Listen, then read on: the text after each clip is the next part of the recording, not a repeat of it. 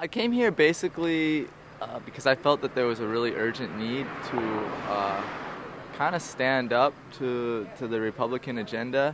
I've been seeing like a lot of things just wrong with this country.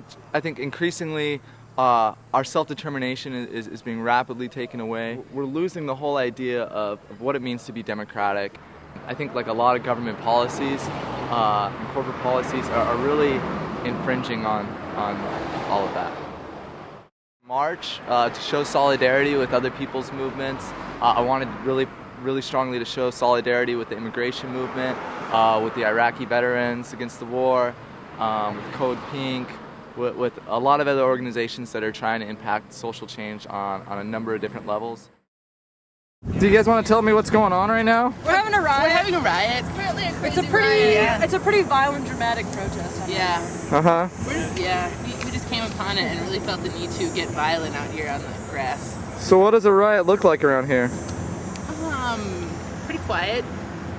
A lot of standing.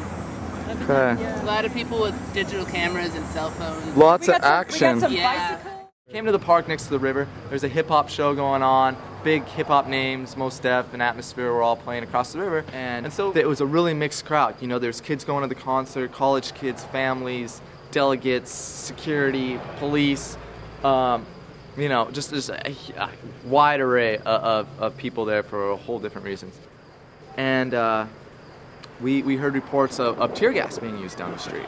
And there's people running up kind of, oh my gosh, we're being tear gassed, concussion grenades, what's going on? And I was filming, you know, and I wanted to be there to document it. And so I kind of ran up, and I see kids, you know, they got snot coming out of their nose, and they're crying, and, you know, there's kind of a little bit of chaos, but you know, all the demonstrators were being peaceful. But at this point, the police were just basically forming a big line. They had police on cavalry, they had police on bicycles, and then they had the regular riot cops who were reinforced by National Guard. All in gas masks, all in full riot gear. The police steadily started moving in towards the park. Okay.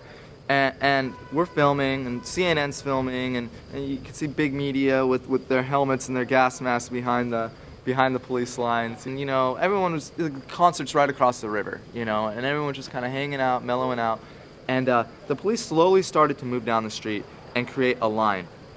Other than just people being upset about not being able to get to work or not being able to get to the show, there was no sort of protester confronting the police other than, you know, verbally. And so, but they slowly started to surround us. And I think everyone stayed calm up to a point because, you know, we knew that we hadn't done anything wrong. No one was really even holding signs. No one was really even demonstrating. We were all just hanging out. And then just basically out of nowhere, the police tightened in, and everyone's kind of getting nervous at this point.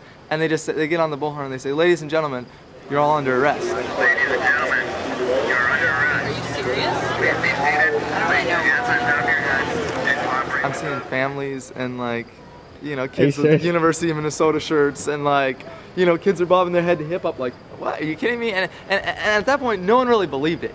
You know, like, no, okay, yeah, we're under arrest.